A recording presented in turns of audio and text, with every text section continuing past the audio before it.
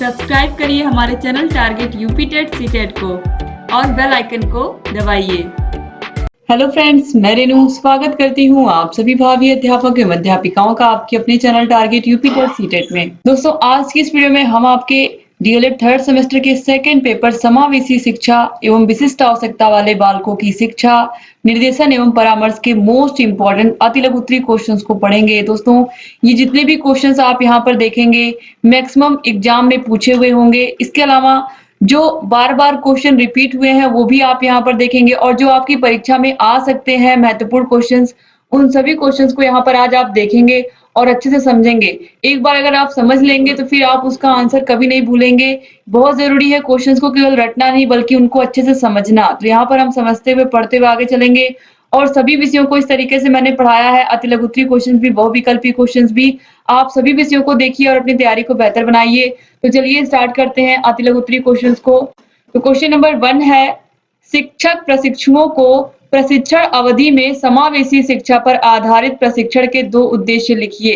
दोस्तों, यहाँ पर बताया गया है कि जो आप लोग डीएलएड की ट्रेनिंग ले रहे हैं 2 वर्ष की, इसमें आप लोगों को समावेशी शिक्षा के बारे में क्यों पढ़ाया जा रहा है, आखिर में इसका रीजन क्या है।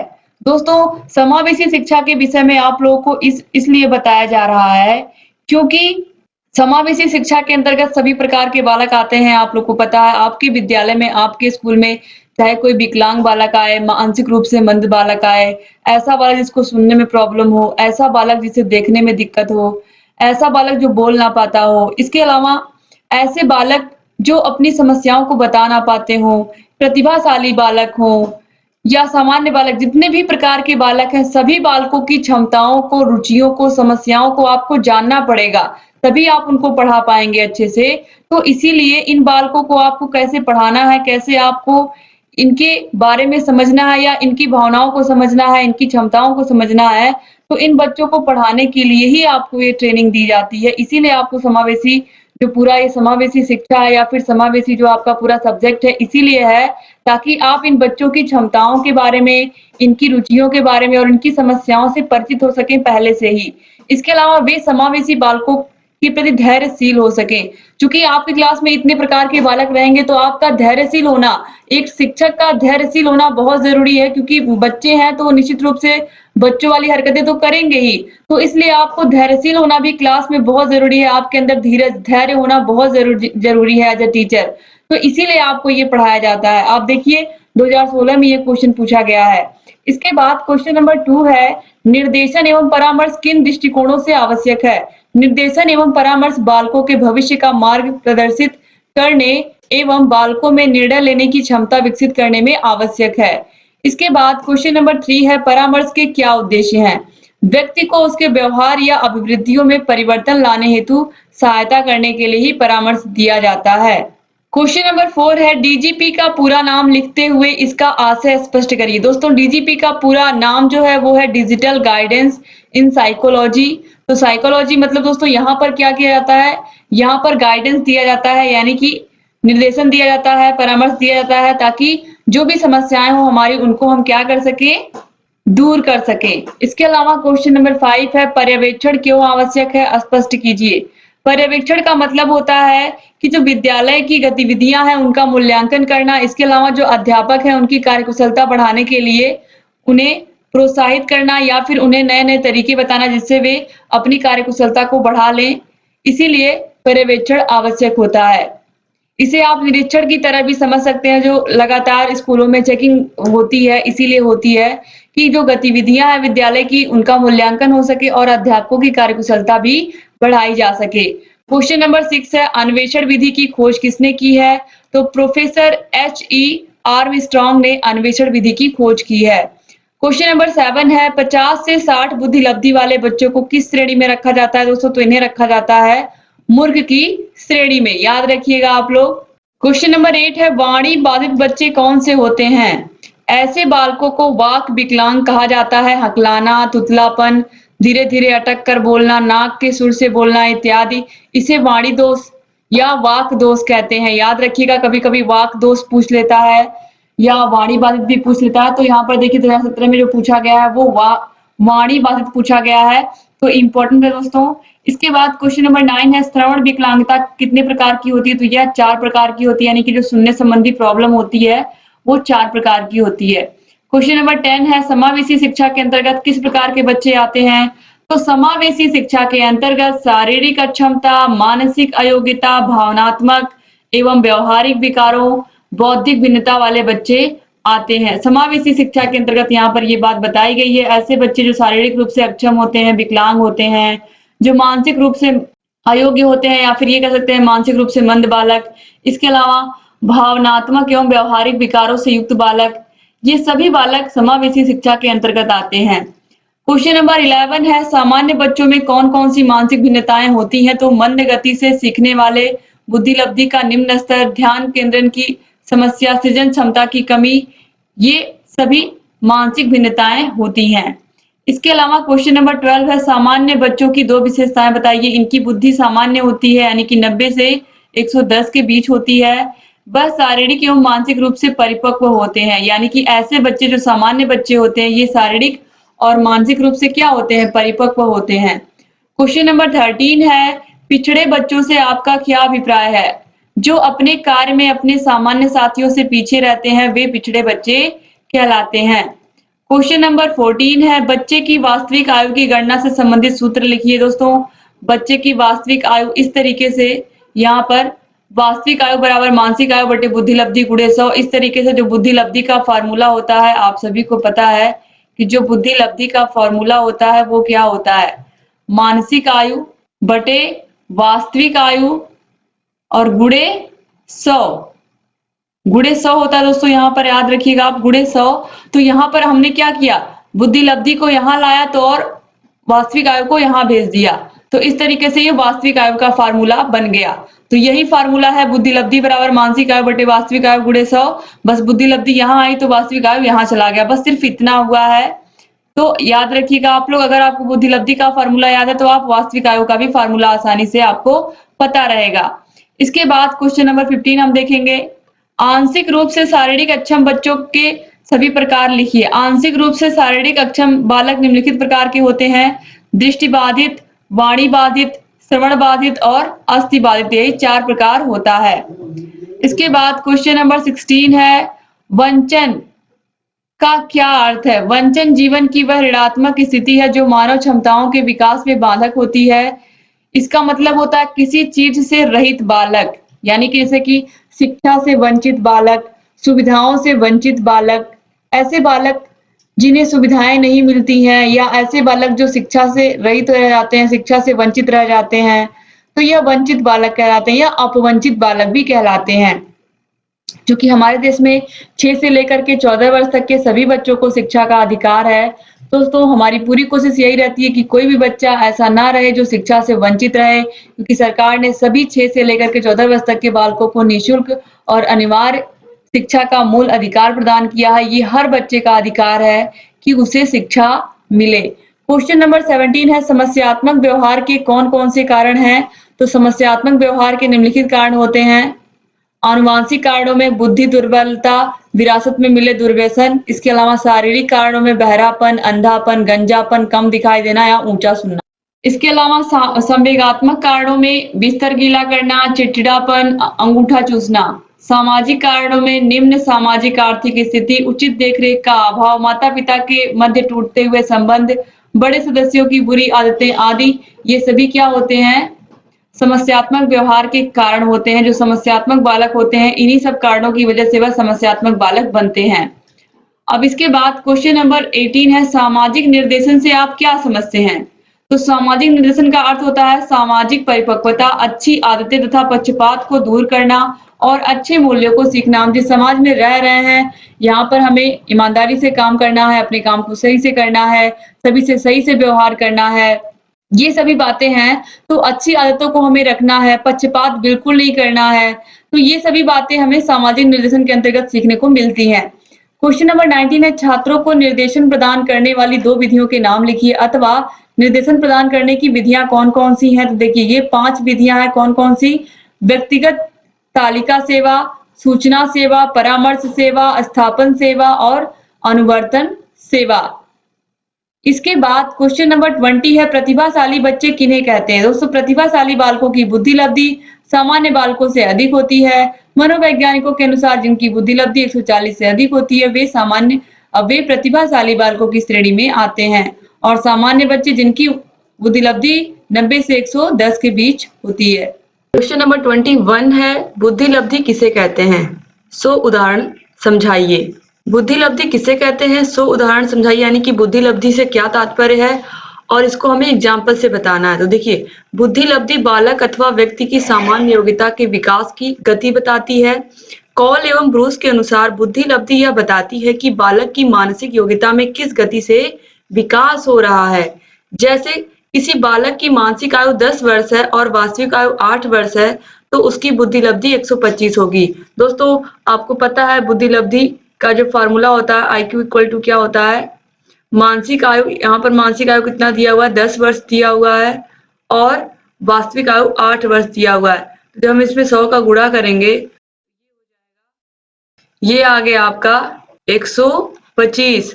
तो यहाँ पर आप देखिए 125, अगर किसी बच्चे की मानसिक आयु 10 वर्ष है और वास्तविक आयु उसकी 8 वर्ष है, तो उसकी जो बुद्धि लब्धि होगी वो 125 के आसपास होगी, यानी कि 125 उस बच्चे की IQ आएगी।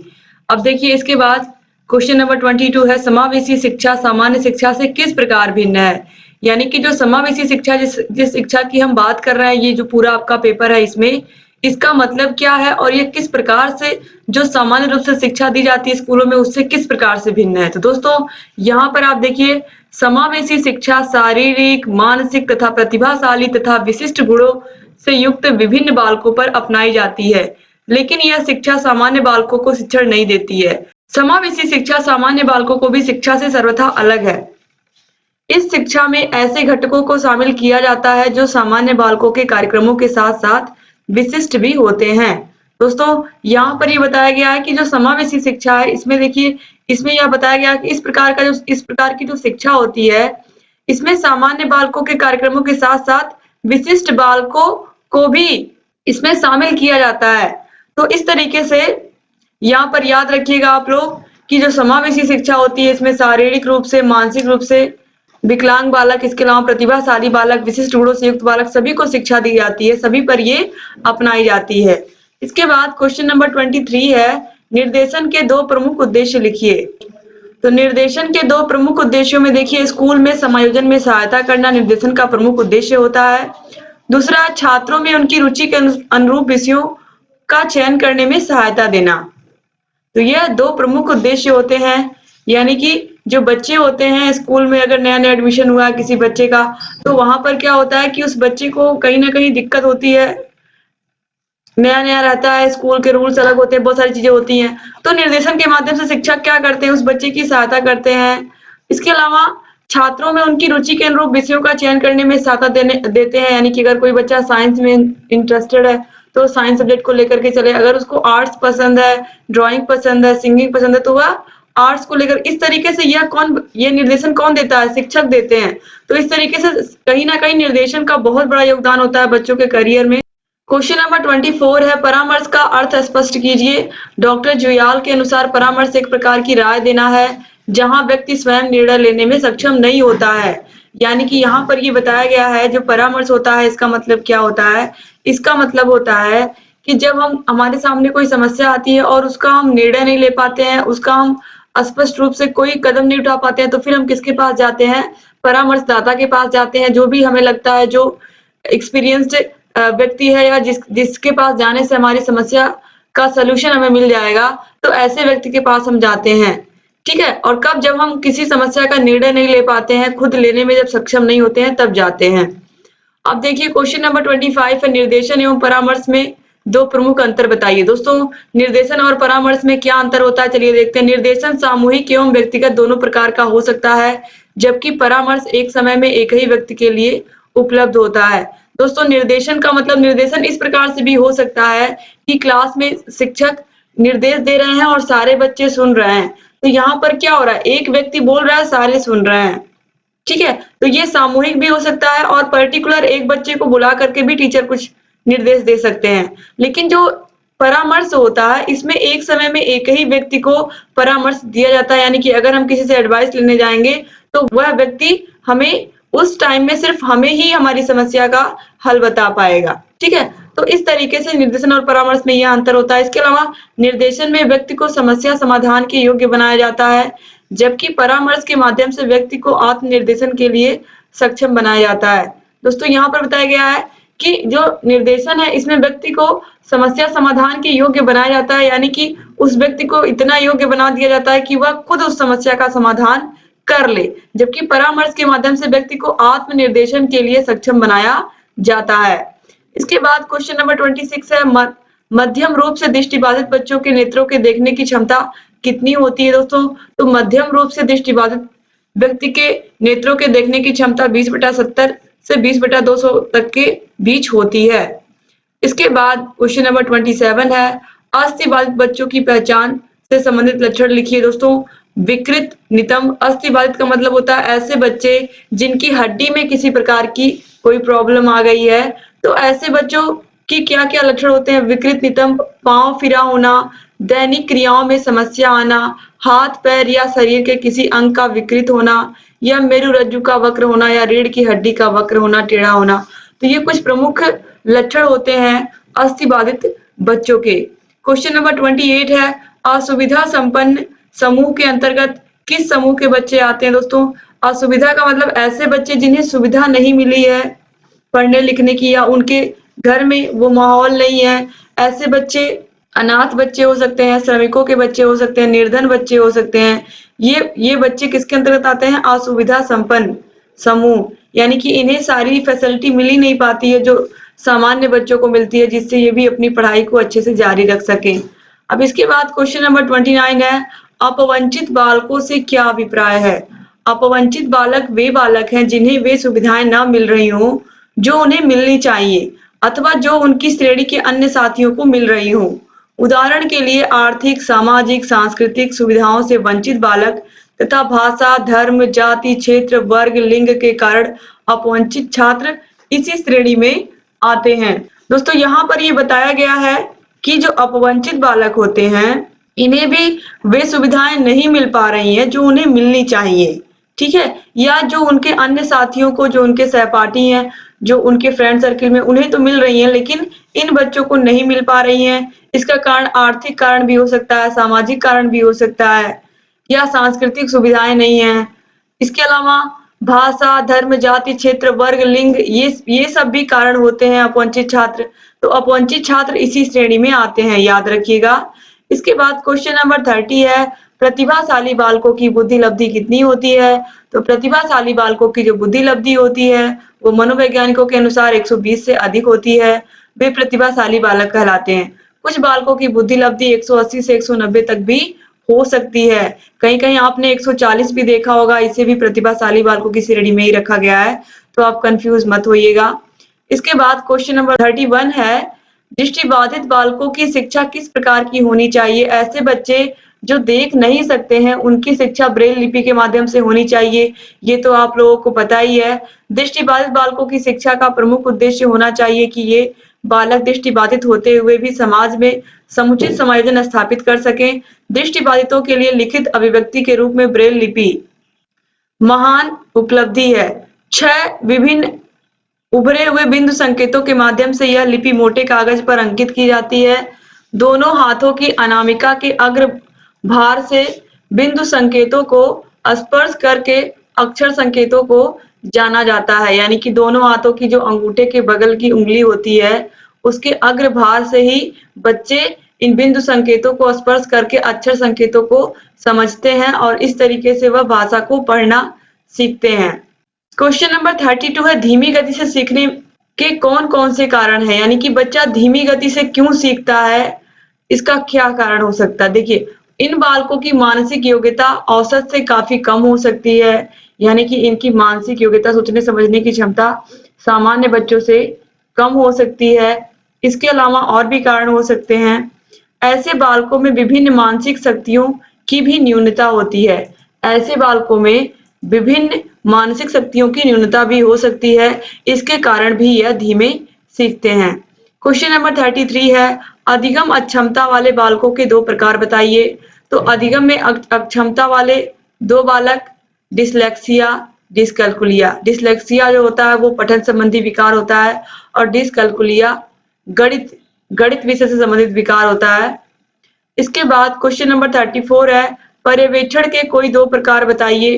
दोस्तों पर्यवेक्षण के दो प्रकारों में संशोधनात्मक और निरोधात्मक, यही दो पर्यवेक्षण के प्रकार यहाँ पर लिखे हुए हैं, आप देख सकते हैं। इसके बाद क्वेश्चन नंबर 35 है, विद्यालय पर्यवेक्षण का क्षेत्र बताइए। तो विद्यालय पर्यवेक्षण क्षेत्र काफी विस्तृत है। इसमें विद्यालय का प्रबंधन, भवन तथा कक्षा कक्षों संबंधी मानक, खेल का मैदान का आकार, छात्रों की संख्या एवं कोर्स के अनुसार कक्षा कक्षों की संख्या, प्रयोगात्मक प्रयोगशालाओं की स्थिति, शिक्षक एवं छात्र अनुपात आदि शामिल होते हैं। दोस्तों यहाँ पर स्पष्ट रूप से आप ये जान लीजिए कि एक विद्यालय में जितनी सुविधाएं होनी चाहिए उतनी सुविधाएं हों, यही है पर्यवेक्षण का चित्र। इसके अंतर्गत विद्यालय का प्रबंधन, विद्यालय का भवन, कक्षा कक्षों की क्या स्थिति है, खेल का मैदान स्कूल में है या नहीं, छात्रों की संख्या कितनी है और जितनी क्लासेस हैं उतनी कक्षा कक्षों की संख्या है या नहीं स्कूल में, प्रयोगात्मक प्रयोगशाला है या नहीं स्कूल में, इसके अलावा पठन किस तरीके का है, ये सभी बातें मायने रखती हैं किसके अंतर्गत, पर्यवेक्षण के अंतर्गत।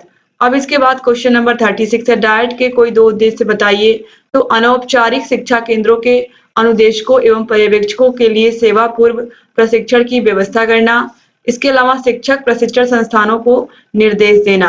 क्वेश्चन नंबर 37 है, निरीक्षण प्रणाली में सुधार के कोई दो सुझाव दीजिए। देखिए दोस्तों, निरीक्षण सतत होना चाहिए, निरीक्षण केवल बाह्य रूप में ना हो बल्कि आंतरिक स्थितियों का भी होना चाहिए।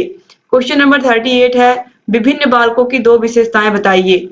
विशिष्ट बालकों की दो विशेषताएं बताइए। दोस्तों तो विशिष्ट बालकों की प्रमुख विशेषता यह है कि वे कक्षा के सामान्य स्तर के बालकों के साथ समायोजित नहीं हो पाते हैं। यह बालक प्रतिभावान भी होते हैं तथा मंद बुद्धि के भी होते हैं। मैंने आपको बहुत बार ये बात बता दी है कि जो विशिष्ट बालक होते हैं, सामान्य बालकों को छोड़ करके सभी बालक विशिष्ट बालक होते हैं।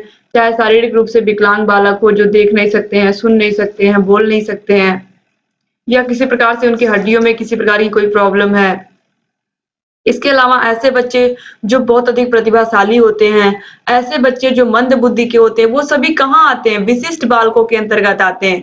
तो ये सामान्य बच्चे, सामान्य स्तर के बच्चों को छोड़ करके बाकी सभी बच्चे विशिष्ट बालकों के अंतर्गत आते हैं। तो याद रखिएगा, ऐसे बालक सामान्य बच्चों के साथ समायोजन करने में इन्हें प्रॉब्लम होती है। ये बालक प्रतिभाशाली भी हो सकते हैं और मंद बुद्धि के भी हो सकते हैं। अगर प्रतिभाशाली बच्चे होंगे तभी भी सामान्य स्तर के बच्चों के साथ उन्हें समायोजित होने में प्रॉब्लम होगी, और अगर मंद बुद्धि के होंगे तभी भी। अब देखिए इन बालकों की विशेषताएं क्या होती हैं। ये भिन्न होते हैं, इनमें विचलन होता है, इनका आयाम अलग होता है, ये नियमित शिक्षण में करने में समस्या होती है इन्हें, या ऐसे बच्चे जो मंद बुद्धि के होते हैं, जो विकलांग होते हैं, उनके लिए कहीं ना कहीं शिक्षक को अलग से व्यवस्था करनी पड़ती है। क्वेश्चन नंबर 39 है, सृजनात्मक बालकों की पहचान हेतु किए जाने वाले किन्हीं दो परीक्षणों का उल्लेख करिए। दोस्तों ये परीक्षण तीन प्रकार के होते हैं, शाब्दिक, अशाब्दिक, शाब्दिक, अशाब्दिक। यानी कि पहला शाब्दिक जिसमें शब्द होते हैं, दूसरा अशाब्दिक जिसमें शब्द नहीं होते हैं जिस परीक्षण में, और तीसरा शाब्दिक और अशाब्दिक यानी कि तीसरे में दोनों आ जाते हैं। तो सामान्य सृजनात्मक परीक्षण, भाषा सृजनात्मक परीक्षण, गणित सृजनात्मक परीक्षण, इस तरीके से आप याद रखिएगा। इसके बाद क्वेश्चन नंबर 40 है, शैक्षिक पिछड़ेपन के कोई दो प्रमुख कारण बताइए। तो अगर कोई बच्चा शिक्षा में या पढ़ाई में पिछड़ा हुआ है तो उसका क्या रीजन हो सकता है। उसका एक रीजन हो सकता है उसकी निम्न बुद्धि लब्धि हो या निम्न सामान्य बुद्धि हो, या फिर वो मंद बुद्धि का बालक हो। इसके अलावा उसके परिवार का वातावरण सही ना हो। तो अगर शैक्षिक रूप से पिछड़ा हुआ बालक है तो निम्न सामान्य बुद्धि होगी उसकी, और परिवार का वातावरण उसका सही नहीं होगा, बैकग्राउंड नहीं सही होगा, जिसकी वजह से वह पिछड़े बालकों की श्रेणी में आता है। अब इसके बाद क्वेश्चन नंबर 41 है, सामान्य बालक किसे कहते हैं, समस्यात्मक बालक किसे कहते हैं। दोस्तों ऐसे बच्चे जो घर, परिवार और विद्यालय के लिए समस्या के जनक बन जाते हैं वही होते हैं समस्यात्मक बालक। ऐसे बालक चोरी करने वाले बालक होते हैं, झूठ बोलने वाले बालक होते हैं, और इनसे केवल और केवल स्कूल के ही टीचर्स ही नहीं बल्कि बच्चे भी स्कूल के परेशान होते हैं, उनके क्लास के। इसके अलावा परिवार के लोग भी परेशान होते हैं, आस पड़ोस के लोग भी परेशान होते हैं। तो ऐसे बालक समस्यात्मक बालक वे होते हैं जिनका व्यवहार गंभीर रूप से असाधारण होता है, क्योंकि सामान्य बच्चा तो चोरी तो करेगा नहीं, झूठ तो बोलेगा नहीं। तो कहीं न कहीं जो समस्यात्मक बालक होते हैं, ये घर, परिवार और विद्यालय के लिए भी समस्या के जनक बन जाते हैं। इसीलिए इन्हें हम कहते हैं समस्यात्मक बालक। इसके बाद क्वेश्चन नंबर 42 है, बाल अपराध को रोकने के कोई 2 उपाय बताइए। तो बाल अपराध रोकने के घर, परिवार, विद्यालय एवं समाज में बालक को आवश्यक सुविधाएं उपलब्ध कराना, अपराधियों की संगत से दूर रखना, उनकी मूलभूत आवश्यकताओं की पूर्ति के साधन जुटाना बाल अपराध रोकने के लिए आवश्यक है। अभिभावकों को भी इस हेतु निर्देश दिए जा सकते हैं। यहाँ पर ये बताया गया दोस्तों कि अगर इन बच्चों को सारी सुविधाएं दी जाए, कहीं ना कहीं जब सुविधाओं का अभाव होता है तभी इस तरीके से बाल अपराध में बच्चे घुस जाते हैं, जब इन्हें इनकी मनपसंद चीजें नहीं मिलती हैं या फिर इनका परिवार इतना संपन्न नहीं होता है कि इनकी सारी चीजों को पूरा कर पाए। तो ऐसे ही बच्चे ही क्या होते हैं, ऐसे बच्चे ही जा करके बाल अपराध में शामिल हो जाते हैं। तो अगर इनको इनकी मूलभूत सुविधाएं, आवश्यकताओं की इनकी पूर्ति की जाए तो निश्चित रूप से कहीं ना कहीं बाल अपराध को रोकने में जरूर सहायता मिलेगी। इसके बाद क्वेश्चन नंबर 43 है, निर्देशन का अर्थ स्पष्ट करते हुए परिभाषित करिए। निर्देशन एक व्यक्तिगत कार्य है जिसके द्वारा छात्रों को उनकी समस्याओं का समाधान करने के लिए प्रेरित किया जाता है। निर्देशक समस्याओं का समाधान स्वयं नहीं करता है, वरन ऐसी विधियां बताता है जिसका प्रयोग करके बालक व्यक्ति उन समस्याओं को स्वयं सुलझा सकता है। एक शिक्षक का काम यही होता है कि वह आपकी समस्या को इस तरीके से अलग अलग प्रकार की आपको रास्ते बताए कि आप उस पर चलकर अपनी समस्या से बाहर निकल जाएं, ना कि टीचर खुद आपके साथ चले। टीचर ऐसा बिल्कुल नहीं, टीचर को क्या करना है, आपको बताना है, समझाना है। टीचर का काम ही यही है कि आपको बताना, समझाना क्या सही है, क्या गलत है और किस तरीके से आप सही जगह पर, सही रास्ते पर चल करके आप अपनी मंजिल को प्राप्त कर सकते हैं। यही शिक्षक का कर्तव्य होता है। तो निर्देशन के अंतर्गत याद रखिएगा यहाँ पर जो भी बातें बताई गई आपको। अब इसके बाद क्वेश्चन नंबर 44 है, अपवंचन क्या है। अपवंचन वह स्थिति है जब व्यक्ति को अपनी न्यूनतम आवश्यकताओं की पूर्ति संभव नहीं दिखाई देती है और वह जीवन की अनिवार्य आवश्यकताओं की पूर्ति में भी स्वयं को असमर्थ पाता है। यानी कि ऐसा व्यक्ति जिसे मूलभूत सुविधाएं भी नहीं प्राप्त हो रही हैं, इन्हीं को हम क्या कहते हैं, अपवंचन या अपवंचित वर्ग। इसके अलावा क्वेश्चन नंबर 45 अब देखेंगे हम, एक अध्यापक दृष्टिबाधित बच्चे की पहचान कैसे करेगा। दोस्तों बहुत ही आसान है दृष्टिबाधित बालकों की पहचान करना, क्योंकि ये जो बच्चे होते हैं, ये यहाँ पर आप देखिए दृष्टिबाधित बच्चे या तो अपनी दृष्टि खो चुके होते हैं या उनकी आंखों से लगातार पानी बहता रहता है और वे अपनी आंखें बार बार मलते हैं। इनकी आंखों में लालिमा होती है तथा आंखों का आकार अन्य बालकों से भिन्न होता है। इन लक्षणों के आधार पर दृष्टिबाधित बच्चे को अध्यापक पहचान सकते हैं। इसके अलावा ऐसे बच्चों को पीछे बैठने पर उन्हें दिखाई नहीं देता है ब्लैक बोर्ड, तो वो आगे आकर के बैठ करके देखने की कोशिश करते हैं। तो इस तरीके से भी आप अवलोकन के माध्यम से भी आसानी से इन बच्चों को पहचान सकते हैं। अब इसके बाद क्वेश्चन नंबर 46 है, समावेशी बालक किस प्रकार के होते हैं। समावेशी बालक किस प्रकार के होते हैं। समावेशी बालक वे बालक होते हैं जो या तो शारीरिक एवं मानसिक रूप से सामान्य बालकों से भिन्न होते हैं या प्रतिभाशाली होते हैं और औसत बालकों से अलग होते हैं। अब आप सभी को अच्छे से पता है कि जो समावेशी बालक होते हैं, इनके अंतर्गत ऐसे बालक आते हैं जो शारीरिक रूप से भिन्न होते हैं या फिर जो शारीरिक रूप से विकलांग होते हैं, मानसिक रूप से भी मंद बुद्धि के होते हैं। इसके अलावा ये प्रतिभाशाली भी होते हैं और जो सामान्य बच्चे होते हैं इनसे बिल्कुल अलग होते हैं। क्वेश्चन नंबर 47 है, योग्य परामर्शदाताओं द्वारा किसी दूसरे व्यक्ति को दी जाने वाली सहायता ही निर्देशन कहलाती है। यह परिभाषा किसने दी है दोस्तों, यह परिभाषा क्रो ने दी है। इसके बाद क्वेश्चन नंबर 48 है, शैक्षिक रूप से पिछड़ेपन को कितने भागों में बांट सकते हैं हम। दोस्तों शैक्षिक रूप से पिछड़ेपन को हम 2 भागों में बांट सकते हैं, सामान्य पिछड़ापन और विशिष्ट पिछड़ापन।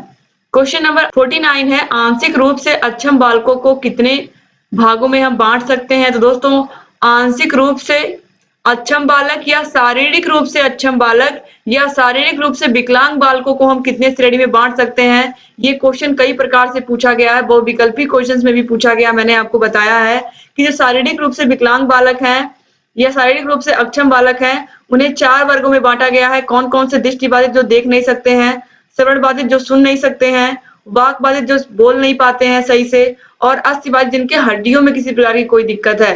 तो ये सभी जो आप देख सकते हैं कि यह प्रॉब्लम बच्चे की आपको साफ साफ दिखाई दे रही है, उसके शरीर में किसी प्रकार की कोई भी प्रॉब्लम है, तो यह आंशिक रूप से अक्षम बालक या शारीरिक रूप से अक्षम बालकों के प्रकार हैं। याद रखिएगा, बहुत महत्वपूर्ण है। अब इसके बाद क्वेश्चन नंबर 50 है, निर्देशन एवं परामर्श दोनों पर्यायवाची शब्द नहीं है। परामर्श निर्देशन में समाविष्ट है। परामर्श की प्रक्रिया में साक्षात्कार एवं मूल्यांकन का प्रयोग साधन के रूप में होता है। यह किसका कथन है? निर्देशन एवं परामर्श दोनों पर्यायवाची शब्द बिल्कुल नहीं है। परामर्श निर्देशन में समाहित होता है। ठीक है, तो यह कथन है हम्फ्री और टेक्सलर का। याद रखिएगा आप लोग कि यह किसका कथन है। क्वेश्चन नंबर 51 है, डाइट के 2 विभागों के नाम लिखिए। तो डाइट के विभागों में शैक्षिक प्रौद्योगिकी विभाग, इसके अलावा नियोजन तथा प्रबंधन विभाग होते हैं। क्वेश्चन नंबर 52 है, परामर्श की कोई एक परिभाषा लेखक के नाम सहित लिखिए। तो एविंसन के अनुसार परामर्श 2 व्यक्तियों के संपर्क की उन सभी स्थितियों का समावेश करता है जिनमें एक व्यक्ति को उसके स्वयं के एवं वातावरण के बीच प्रभावकारी समायोजन प्राप्त करने में सहायता की जाती है। क्वेश्चन नंबर 53 है, मंदबुद्धि बालकों के शिक्षक के 2 गुण बताइए। तो प्रशिक्षित होना चाहिए और धैर्यशील होना चाहिए। एक शिक्षक के अंदर ये गुण तो होना ही चाहिए कि वह सही से प्रशिक्षण लेकर के आया है, जैसे कि आप लोग प्रशिक्षण ले रहे हैं डीएलएड का अच्छे से, ताकि आप जा करके बच्चों को बहुत ही अच्छी तरीके से पढ़ा पाएं। इसके अलावा एक टीचर का धैर्यशील होना भी जरूरी है। ये आप लोगों को मैं बोलना चाहूंगी दोस्तों कि एज ए टीचर आपके अंदर धैर्यशील होना आपको बहुत जरूरी है। आपके अंदर पेशेंस होना चाहिए, क्योंकि बच्चे, खासकर छोटे बच्चे हैं, तो वो छोटे बच्चों का काम ही होता है शरारत करना और बहुत सारी चीजें परेशान तो करते ही है वो अपने घर वालों को। तो जब इतने सारे घरों के बच्चे एक साथ आके स्कूल में बैठते हैं, माता पिता अपने 1 या 2 बच्चों से परेशान हो जाते हैं, और आपको तो इतने सारे बच्चों को संभालना है एक क्लास में बैठा करके, और वे बच्चे अलग अलग बैकग्राउंड से आए हैं, किसके घर का माहौल कैसा है आपको नहीं पता है। तो ऐसे बच्चों को एक ही क्लास में बैठाना और उन्हें पढ़ाना, ये बहुत बड़ी चुनौती होती है। तो इसलिए आपके अंदर पेशेंस बहुत ज्यादा होना जरूरी है। ठीक है, अब इसके बाद देखिए क्वेश्चन नंबर 54 है, प्रतिभाशाली बालक की एक परिभाषा बताइए। तो प्रेम पसरीचा के अनुसार प्रतिभावान बालक वह है जो कि सामान्य बुद्धि की दृष्टि से श्रेष्ठ प्रतीत हो, अथवा वह है जो उन क्षेत्रों में जिनका अधिक बुद्धिलब्धि से संबंधित होना आवश्यक नहीं है, उच्च कोटि की विशिष्ट योग्यताएं रखता हो। 2019 में ये क्वेश्चन पूछा गया है। इसके बाद क्वेश्चन नंबर 55 है, बिने ने साइमन के सहयोग से सर्वप्रथम बुद्धि परीक्षण कब तैयार किया था? 1905 में। ये ऑलरेडी मैंने आपको पढ़ाया भी है क्लास में। क्वेश्चन नंबर 56 है, रेविन्स प्रोग्रेसिव मैट्रिक्स क्या है? तो रेविन्स प्रोग्रेसिव मैट्रिक्स परीक्षण में उनके मैट्रिसेस हैं, अनेक मैट्रिसेस हैं जो एक दूसरे से अधिक कठिन होती हैं। यह रेखागणितीय आकृति और डिजाइन में होती हैं। 1956 के परीक्षण में संशोधित संस्करण में 5 भाग हैं, प्रत्येक भाग के 12 पद हैं। दोस्तों यह यहाँ पर बताया गया है कि जो रेविन्स प्रोग्रेसिव मैट्रिक्स है, यह रेखागणितीय आकृति और डिजाइन में होती हैं, और इसमें ढेर सारी मैट्रिसेस होती हैं और जो एक दूसरे से कठिन होती हैं। ठीक है, और इसमें यहाँ पर बताया गया है कि 1956 के परीक्षण में संशोधित संस्करण में 5 भाग हैं और प्रत्येक भाग में 12 पद हैं। इसके बाद क्वेश्चन नंबर 57 है, 2 बुद्धि परीक्षणों के नाम लिखिए। तो army alpha test, army beta test, ये सब बुद्धि परीक्षण है। क्वेश्चन नंबर 58 है, परामर्शदाता के 4 गुण बताइए। जो परामर्शदाता होता है, जिसके पास भी आप अपनी समस्या को लेकर के गए हैं, आपके जीवन में भी कोई भी समस्या आती है, आप किसी से एडवाइस लेने जाते हैं, तो पहले आप देख लीजिएगा उस व्यक्ति के अंदर ये 4 गुण हैं कि नहीं, जिसके पास आप जा रहे हैं अपनी समस्या को लेके, अपनी प्रॉब्लम को लेके। तो यहाँ पर हम देखेंगे, सबसे पहले उपबोध की समस्याओं को समझकर उनसे मुक्ति दिलाने में मदद करनी चाहिए। यानी कि जिस भी व्यक्ति के पास आप गए हो परामर्शदाता के पास, उसको हर हाल में आपकी समस्या को समझना है अच्छे से, और उस समस्या से बाहर निकलने का रास्ता भी आपको बताना है। इसके अलावा उसे ऐसे उपाय बताना है जिससे उसकी शैक्षणिक उपलब्धि में वृद्धि हो जाए। यानी कि यहाँ पर ये बताया गया है कि जो परामर्शदाता हैं उनके अंदर ये गुण होना चाहिए, यानी कि वो पढ़े लिखे होने चाहिए। इसके अलावा वे आपको भी कुछ एक्स्ट्रा बता पाए। इसके अलावा अपने साथी छात्रों से उनके संबंध किस प्रकार अच्छे रहें, इस कार्य में परामर्शदाता से अच्छी सलाह लेनी चाहिए। अपने साथी छात्रों से उनके संबंध किस प्रकार अच्छे रहें। यहाँ पर दोस्तों बताया गया है कि जो परामर्शदाता हैं वह किस प्रकार से आपको ये बताते हैं कि आप अपने आसपास के अपने जो सहपाठी हैं उनके साथ अच्छे से घुल मिल कर रहें, और यह सलाह एक परामर्शदाता ही अच्छे से आपको बता सकता है कि किसी प्रकार का कोई भी प्रॉब्लम आपको ना आए अपने साथी छात्रों के द्वारा। इसके अलावा उनके व्यवहार में क्या वास्तव में कुछ कमियां हैं, इसका सही आभास उन्हें कराना चाहिए। यहाँ पर ये बताया गया है कि एक परामर्शदाता को ये बताना चाहिए कि जो भी उनके पास आया है उस व्यक्ति के व्यवहार में क्या कमियां हैं। ठीक है, अगर आप गए हो किसी के पास सलाह लेने के लिए, निश्चित रूप से अगर वह व्यक्ति आपके अंदर जो कमियां हैं, जो भी उसे लग रहा है कि ये आपकी आदत अच्छी नहीं है, इसे आपको चेंज करना चाहिए, तो एक अच्छा परामर्शदाता निश्चित रूप से आपको यह बताएगा कि ये कमी है आपके अंदर, इसको आप चेंज कर लीजिए। इसके बाद क्वेश्चन नंबर 59 है, परामर्श के प्रमुख अंग बताइए। तो परामर्श के अंगों में परामर्श के लक्ष्य, उपबोध एवं परामर्शदाता। दूसरे शब्दों में कहा जा सकता है कि परामर्शदाता एवं उपबोध के सामाजिक, धार्मिक एवं राजनीतिक परिवेश में जो मूल्य एवं आदर्श प्रचलित होंगे उनके अनुसार ही परामर्श के लक्ष्यों का निर्धारण होगा। क्वेश्चन नंबर 60 है, सृजनात्मकता के प्रमुख तत्व बताइए। दोस्तों, सृजनात्मकता के प्रमुख तत्वों में मौलिकता, प्रवाह क्षमता, लचीलापन, विस्तार की क्षमता, पुनः परिभाषीकरण या समस्या की अनुभूति, ये प्रमुख तत्व हैं और ये बहुत ही इंपॉर्टेंट क्वेश्चन है। क्वेश्चन नंबर 61 है, मंद बुद्धि बालकों की बुद्धि लब्धि कितनी होती है। तो मंद बुद्धि बालकों की जो बुद्धि लब्धि होती है 25 से 70 के बीच होती है। क्वेश्चन नंबर 62 है, निर्देशन के कोई दो उपकरण बताइए। तो साक्षात्कार और प्रश्नावली, ये दो प्रमुख उपकरण है निर्देशन के। बहुत ही महत्वपूर्ण क्वेश्चन है ये। क्वेश्चन नंबर 63 है, an enriched curriculum for rapid learners, यह पुस्तक किसने लिखी है। तो यह पुस्तक लिखी है लता एस हॉलिंगवर्थ ने। क्वेश्चन नंबर 64 है, एजुकेशनल एंड वोकेशनल गाइडेंस का लेखक, इसके लेखक कौन है। एस के कोचर। क्वेश्चन नंबर 65 है, सामान्य बच्चों की बुद्धि लब्धि कितनी होती है। तो सामान्य बच्चों की बुद्धि लब्धि 90 से 110 के बीच होती है। और ये क्वेश्चन मैंने बहुत बार आपको बताया है, जो इंपॉर्टेंट बहुविकल्पी क्वेश्चंस मैंने पढ़ाए हैं उसमें भी बताया है कि सामान्य बच्चों की जो बुद्धि लब्धि होती है वो 90 से 110 के बीच होती है, और ये बहुत ही महत्वपूर्ण है। दोस्तों, उम्मीद करती हूँ कि ये सभी क्वेश्चंस आपको समझ में आए होंगे। तो ये पूरा पार्ट, इस पार्ट में हमने क्वेश्चन नंबर 65 तक देखा। इसके अगले पार्ट में हम 65 से आगे देखेंगे। और आप लोगों को वीडियोस कैसे लग रहे हैं आप लोग प्लीज कमेंट करके बताइएगा। वीडियो अच्छे लग रहे हो तो प्लीज लाइक करके जाइएगा, और अपने अच्छे अच्छे प्यारे प्यारे कमेंट्स भी आप लोग जरूर किया करिए, जिससे हम लोग को मोटिवेशन मिले और हम लोग आपके लिए और सारी वीडियोस बनाएं। दोस्तों, यहाँ आई बटन पर भी क्लिक करके आप सभी वीडियोस को प्राप्त कर सकते हैं। डिस्क्रिप्शन बॉक्स और कमेंट बॉक्स में भी आपको सभी विषयों की लिंक मिल जाएगी। सभी विषयों के आपको वीडियोस मिल जाएंगे मेरे हैंड रिटन नोट्स में। इसके अलावा आप लोग को सभी विषयों के नलन सीरीज, पवन सीरीज के सॉल्यूशन मिल जाएंगे। सभी विषयों के आपको प्रीवियस ईयर क्वेश्चन पेपर मिल जाएंगे। तो आप अपनी बेस्ट से बेस्ट तैयारी कर सकते हैं, और सभी विषयों की तैयारी आप हमारे चैनल से करिए। आप निश्चित रूप से थर्ड सेमेस्टर में भी बहुत अच्छा नंबर पाएंगे, जैसे आप सेकंड सेमेस्टर में बहुत अच्छा नंबर लेकर के आए थे। तो उम्मीद करती हूँ आप अपने कॉलेज फ्रेंड्स को भी इस वीडियो को जरूर शेयर करेंगे, कॉलेज के ग्रुप में, व्हाट्सएप ग्रुप में। और अगर अभी तक आपने चैनल को सब्सक्राइब नहीं किया है तो प्लीज सब्सक्राइब कर दीजिए, और घंटी के निशान को भी प्रेस कर दीजिए, ताकि हम जो भी नई वीडियोस बनाते हैं उन सभी का नोटिफिकेशन आपके पास समय से जाए, और आप हमारे सभी वीडियोस को ऐसे ही देखते रहें। एक बार फिर से आप सभी का बहुत बहुत धन्यवाद वीडियो को पूरा देखने के लिए। मिलते हैं नेक्स्ट वीडियो में, तब तक अपना ख्याल रखिएगा, अपने परिवार का ख्याल रखिएगा, और हमारे चैनल से ऐसे ही बने रहिएगा। जय हिंद।